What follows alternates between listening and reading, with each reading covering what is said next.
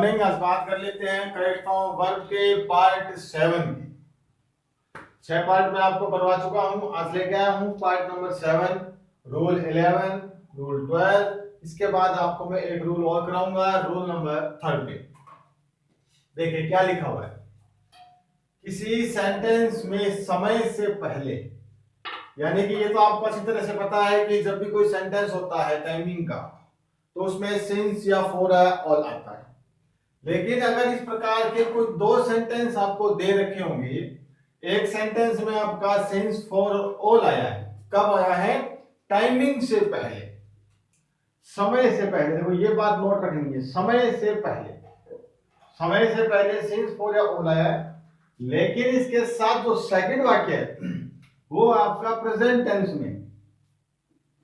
ये आपको पता है समय से पहले सिंस या फॉर ऑल आता है, लेकिन एक सेंटेंस और दे रखा होगा, वो आपका अगर प्रेजेंट टेंस में होता है तो हमेशा सिंस फॉर या ऑल जब भी आएगा उससे पहले या तो हैज या फिर हैव बीन वर्ब की फर्स्ट फॉर्म आईएनजी का यूज होगा। ये आपको अच्छे से पता है, सिंगुलर होता है तो हैज आता है और प्लूरल होता है तो हैव आता है। एग्जांपल लिख रखा है मैंने नीचे, देखिए सी एग्जाम्पल लिख रखा है, see black space work all the morning. देखो ये ऑल, ये आपका समय, समय से पहले ऑल आया हुआ है।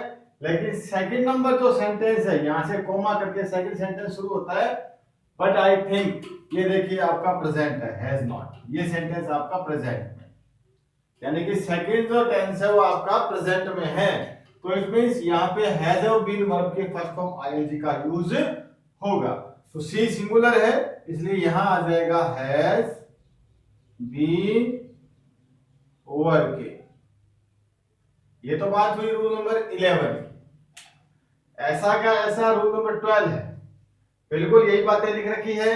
सिंस फॉर या ऑल है समय से पहले, लेकिन सेकंड नंबर जो सेंटेंस दिया हुआ होगा उसमें या तो वर्ब की सेकंड फॉर्म, कहने का मतलब है उसके अंदर पास्ट टेंस होना चाहिए, यानी कि भूतकाल।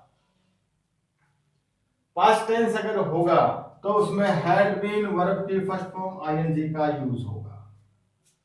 देखिए एग्जांपल लिखा हुआ है, यस्टरडे कंफर्म हो गया, यस्टरडे लिखा हुआ है, इट मींस ये पास्ट टेंस हो गया। द रोड्स वर, ये फिर वर आ गया, वर फिर कंफर्म हो गया, ये पास्ट है।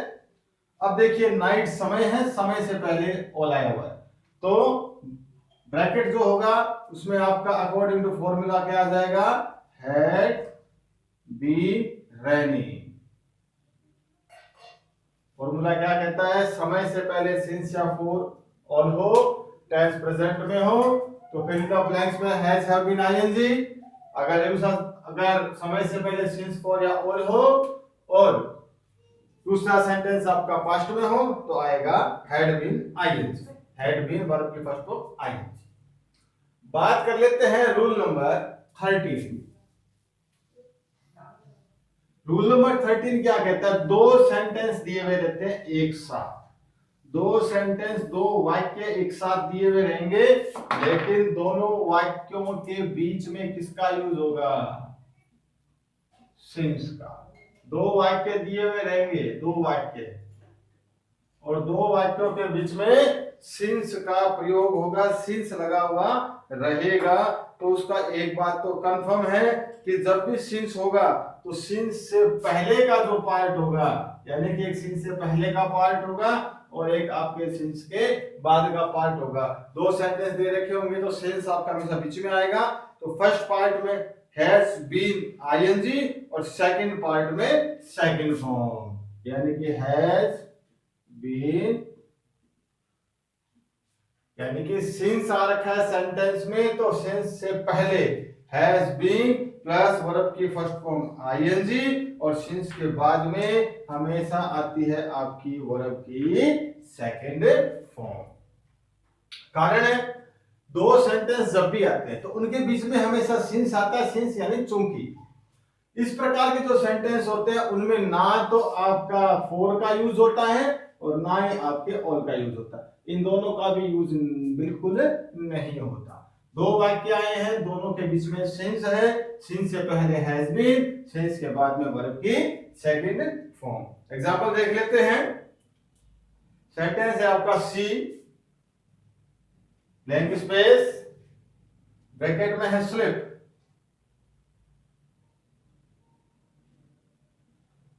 सी ब्लैंक स्पेस स्लिप, उसके बाद में आ गया since you blank space go to office. अब देखते हैं दो सेंटेंस आपके आए हुए हैं, दो सेंटेंस के बीच में आपका सिंस है, एक फिल द ब्लैंक्स पहले है, एक फिल द ब्लैंक्स बाद में। नियम कहता है दो सेंटेंस आए हुए हो बीच में सिंस हो तो सिंस से पहले क्या लगाना है, हैज बीन, तो यहां आ जाएगा हैज बीन स्लीपिंग। सिंस के बाद में सेकंड फॉर्म तो यहां आ जाएगा आपका वेंट, यानी कि she has been sleeping since you go to का जगह हो जाएगा यू वेंट टू ऑफिस। तो ये था आपका रूल नंबर 30। तो आज हमने रूल समझे हैं 3, इसके बाद नेक्स्ट जो रूल्स आएंगे वो नेक्स्ट वीडियो में लेके आएंगे। थैंक यू, जय हिंद।